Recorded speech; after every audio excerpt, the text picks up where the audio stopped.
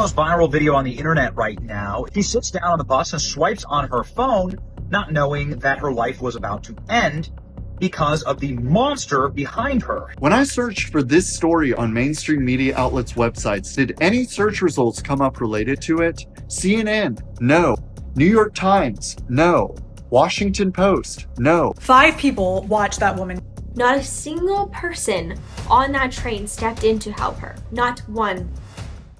Today I need to talk about something really heavy. Iryna Zarutska. If you haven't heard about this yet, Aruna was a 23-year-old Ukrainian refugee who was to death on a light rail train just last month in Charlotte. I literally only heard about the story last night. As of filming this, it's September 10th, and I just cannot get it out of my head. I want to break down what happened, who was involved, and why this has sparked such a huge conversation online about safety, mental health, and the justice system. But more than anything, I want to remember Aruna as a person, not just a headline. So first, let's talk a little about her. As I mentioned, Aruna is originally from the Ukraine. She and her family fled the war back in 2022, hoping to find safety and a fresh start in the United States. So they moved to Charlotte, North Carolina. She had dreams. She loved animals. She wanted to be a veterinary assistant. And from what her family said, she was creative. She was kind and sweet, and just the type of person that lights up a whole room. So here's what happened that night. She got on the train, the Lynx Blue Line at Boulevard Station. On the day this tragic event happened, she had just gotten off her shift at a pizzeria and was just heading home for the night. Just a very normal evening, just going about her life as any of us would. And that's the part that makes this so much more gut-wrenching. Like, I can literally picture myself in her shoes and this happening. It's just,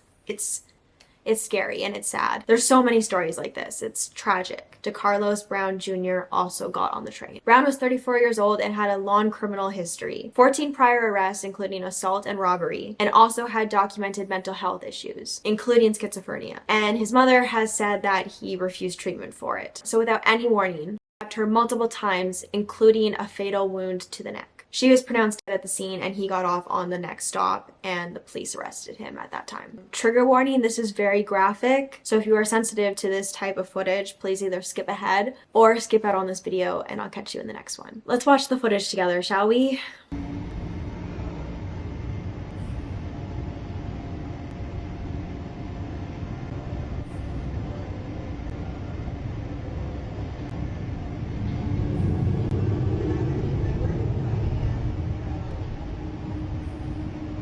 Look at the blood.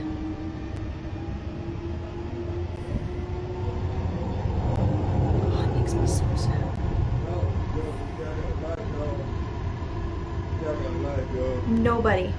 Nobody stepped in, and there are people sitting alongside the other side. I will show you.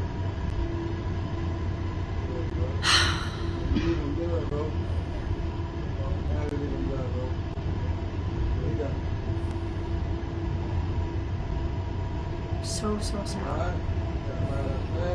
Nobody stepped in. See, look, there are other people there. Look at all the men around. And she's just like getting up and leaving. Makes me so angry. I am glad to see that the internet is speaking up and getting very upset about the situation as well. I'm glad that people are getting mad and it's being talked about. Can you even imagine minding your own business? She was literally just scrolling on her phone, as any of us might, and in minutes, your life is taken. And knowing that someone with a long criminal history and documented mental health issues was out there on the streets, right behind you. It's terrifying. That's not to say that people with a criminal history can't change their life and turn it around, but it adds an extra layer when you have mental health issues and you're not getting help for them. And then there's the part that makes me the most upset. It's the most heartbreaking part of all of this, the bystander issue. Not a single person on that train stepped in to help her. Not one. There were other passengers, there were people there, and yet she was very much alone. Why did no one intervene? Was it shock? Was it fear? Was it confusion? Or was it something deeper, like a lack of empathy or awareness? Psychologists call this the bystander effect, which basically is when other people are around and everyone assumes that someone's gonna jump in to help, but no one does. It's so sad, and I keep thinking about her sitting there, like she was just in complete shock. It breaks my heart that she fled the war in Ukraine looking for safety, and what she found in a country that's supposed to be safe was death. But it angers me when I watch that video that I see grown, strong, capable men sitting back and doing nothing. No attempts to intervene, no attempts to defend. Evil triumphed in part in this moment because good men did nothing. 5 people watched that woman. 5. 4 of which were men. 2 of those men got up and walked away. Didn't do anything. 1 of which was a woman, stands up and walks away as well. Not a single person ran over to that woman to help her out. After she got sick, she didn't instantly. She was in total shock, finding her tears, figuring out what just happened, not knowing what she'd done. 2 minutes later, falling onto the floor, bleeding to death. And none of the other 5 people sitting right next to her and around her bothered to help her. No one cared. She did it alone. While this young woman bled to death, passengers pulled out their phones to film. In the first seconds after the attack, she tried to cover her face with her hands before collapsing into a pool of blood. For nearly 2 minutes, no one rushed to help. Only one man took off his shirt and tried to stop the bleeding. Others, however, reached for their phones, recording the scene as the young woman lay.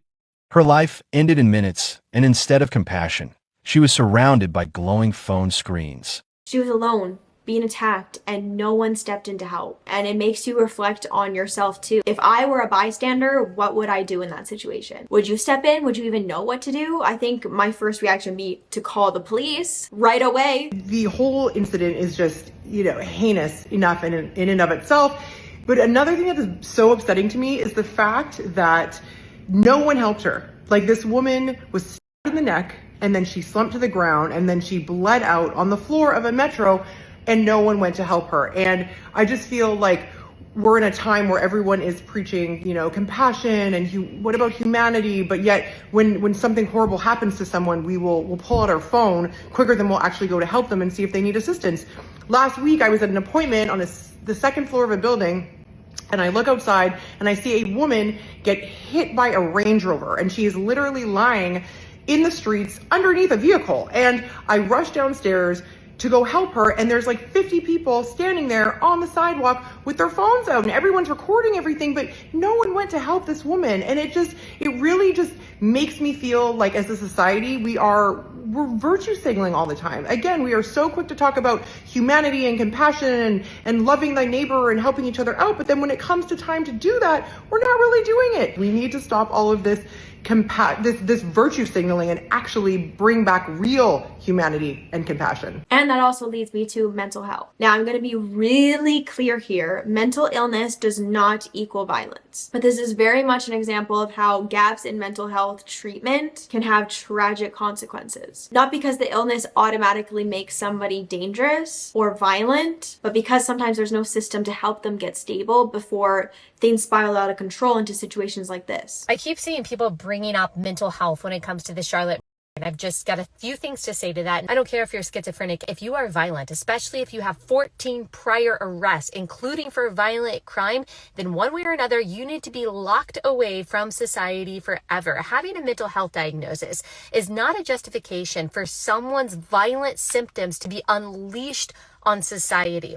Number 2, this guy was mentally well enough to strategically pick out the most vulnerable target on that train. If he were truly out of his mind, then maybe he would have picked someone who was bigger than him, someone who could have defended themselves because he didn't realize how strong they were, but he didn't. He picked out the weakest and smallest girl that was sitting right in front of him, and he was with it enough to afterward walk off and say, I got that white girl. I got that white girl. Number 3, our mental health system in the United States is probably doing more to encourage violence than to reduce violence, because the pharmaceuticals that people with schizophrenia and other kinds of serious mental health conditions are being put on have the potential to encourage psychosis, to encourage violence, to deepen depression and anxiety. All right. So we've got major issues in our criminal justice system, in our healthcare system. And of course, we've got serious mental and moral issues going on. It's got to change. Brown had resisted treatment for his illness. And if you combine that with a criminal past, plus access to weapons. It's a very dangerous mix, and it makes you think, what systems are in place to prevent this? Clearly not enough. And then there's the criminal justice system. Brown had 14 prior arrests. That is a lot, and yet he was free, and an innocent 23-year-old paid the price. The most enraging and unacceptable part of this story is that her death was entirely preventable. DeCarlos Brown never should have been on that train that night. In fact, he should have been behind bars. DeCarlos Brown has been charged with crimes no fewer than 14 times, dating back to 2011, including for armed robbery, felony larceny, breaking and entering, and shoplifting. Brown had previously served 5 years in prison for a robbery with a deadly weapon charge, and he had also forfeited bonds 3 different times, twice in 2014 and once in 2023. He simply had to sign a written promise to return for his court hearing. Think about how crazy it is to ask a career criminal, someone who by definition repeatedly breaks the law, to just sign a written promise and come back again another day. This is madness. This monster should have been locked up, and Iryna should still be alive. If you're not mad, you're not paying attention. DeCarlos Brown Jr. was a homeless 34-year-old living in Charlotte who has been repeatedly charged with aggravated battery, armed robbery, and arrested 14 times total on different felony and misdemeanor charges. He's a diagnosed schizophrenic and has a 20-year history of violence. He was free on a cashless bail after a magistrate released him with a written promise to show up to court. The judge that let this career criminal schizophrenic walk free is a black woman named Teresa Stokes. She also sits on the board of a mental health facility in Charlotte. She let him out because she stands to benefit from black men being released into mental institutions and getting paid by government contract. Mecklenburg County, the district she practices in, received a $3.3 million grant from the MacArthur Foundation to reduce its jail population, specifically its black and Hispanic population. What these people call criminal justice reform is inherently anti-white, as the animals being released for rehabilitation instead of punishment are continuing to repeat their violent behavior on innocent Americans. Iryna Zarutska didn't have a second chance, but DeCarlos Brown Jr. had 14. So let me get this straight. A bartender can go to prison for serving drinks to a drunk person if they drive and murder someone, but judges aren't accountable for letting a 14-time repeat offender murder a young woman? This isn't just about one person failing, this is the system. How do we make sure that people who genuinely need help get that help while also keeping innocent people safe? And then there's the touchy subject of race. From what's been reported, she was the only white woman on that train. I want to be super careful here. This isn't about blaming anyone, but it's something that is being talked about. It's worth pointing out that she could have been extra vulnerable on that train. Just a white woman alone, very much standing out in the crowd. Everyone around her was part of the black community. And it's disgusting. I just learned that the killer had mumbled, got the white woman or something like that.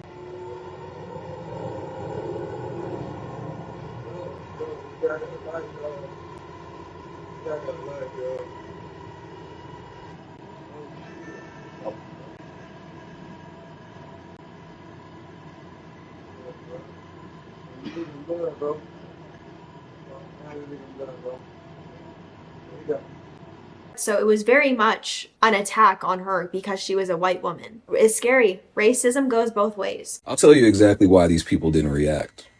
These three are racist individuals. They don't care about another race. Because I bet you, I'm willing to bet lots of money that if Iryna was black and it just so happened that old boy was a white man that did it, her would have got up faster than she ever did in her life. That guy would have done more than he ever did in his life. And that guy in the back would have jumped up, and I'm willing to bet on it. I hate that I even need to mention their skin colors, but I do. Because if this had been a white man, a black woman, this would be nonstop national news. And yet, the New York Times hasn't reported on it. CNN hasn't reported on it. MSNBC hasn't reported on it. This is clearly newsworthy. So why aren't they reporting on it? Because there's a race-based double standard in the media. But why should I, a black man, care?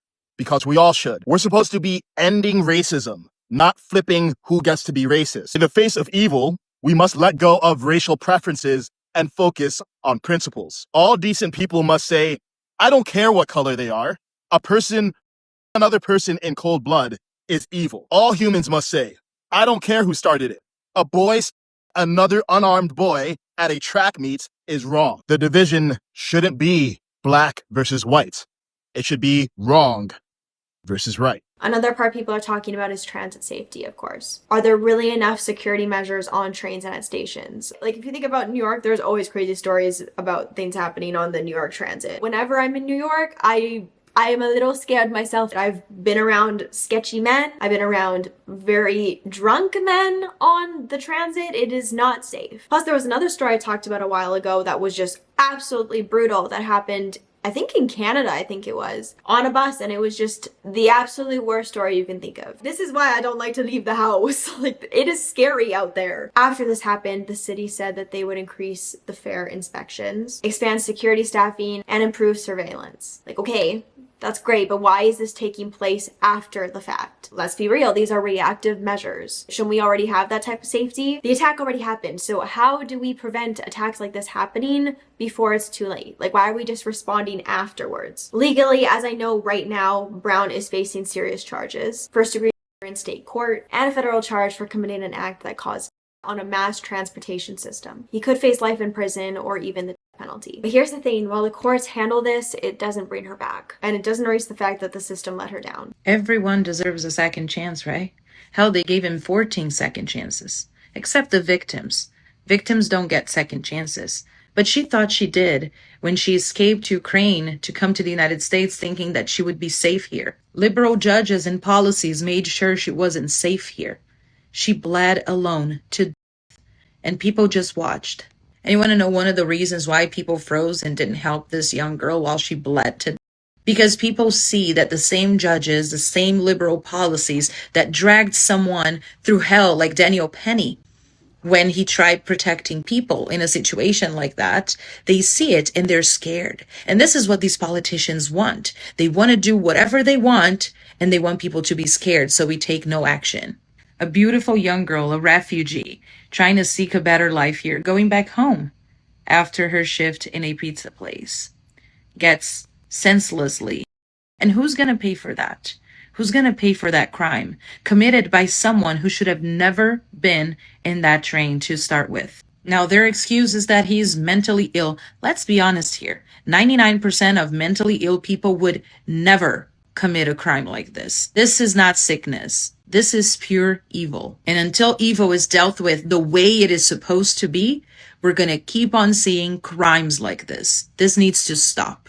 Iryna forces us to confront some really hard questions. Like, how do we prevent violence? How do we address mental health issues before they become crimes? How do we make the justice system actually protect people? It's just so sad. She was young, she was ambitious, she was kind, she was full of life. 23 years old. Like, I can't even imagine me dying 3 years ago. She was so young. She had so much life ahead of her. Deal with people who were hurting in the way this man was hurting. Hurt people hurt people. She was 2 years older than my niece. Hurt people hurt people. That's something you say when your daughter's dating a deadbeat and gets her heart broken. Not when somebody gets murdered by somebody who was arrested 14 times. Here's the litmus test for if what you're saying makes any sense at all. Ready? If your family member were the victim, is this because hurt people, or is this because of a massive failure of the justice system? Well, we don't know what his mental state. Okay, well, you can Google who defunded all the psychiatric wards and take it up with them, or you can say, my sister is dead.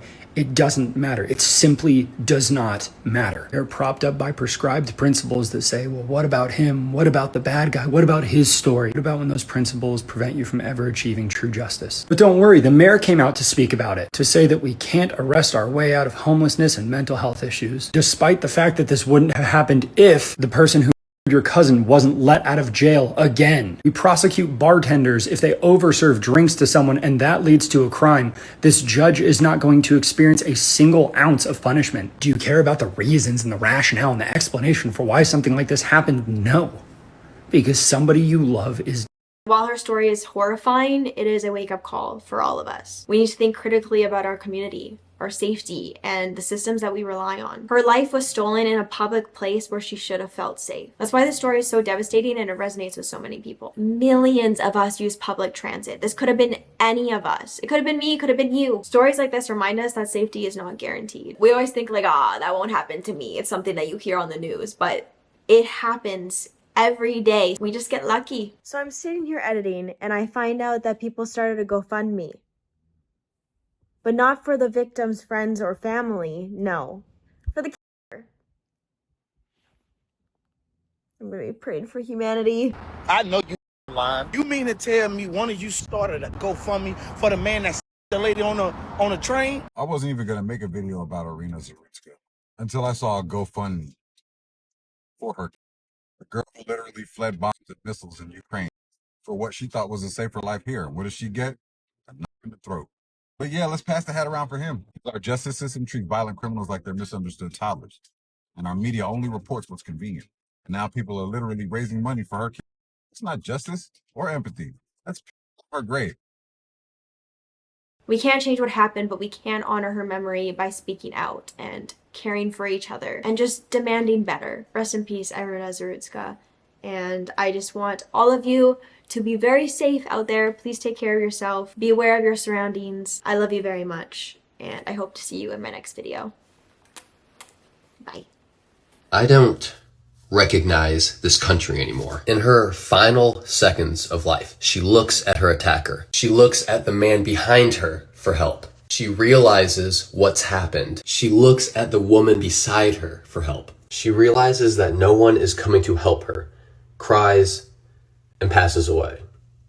Surrounded by people, but completely alone. Your outrage towards this situation is justifiable, but put that away for a second to feel the absolute heartbreaking sadness that in this woman's final seconds, all she felt was this new American apathy and absolute loneliness. You know, when I was growing up, I always had this beautiful feeling of camaraderie with all the men and women in the US. I don't know if it was instilled by the movies and TV shows that Hollywood used to make, or if it was instilled by my father, who has always taught me that everyone in this country is my family and it's our duty as Americans to look after each other.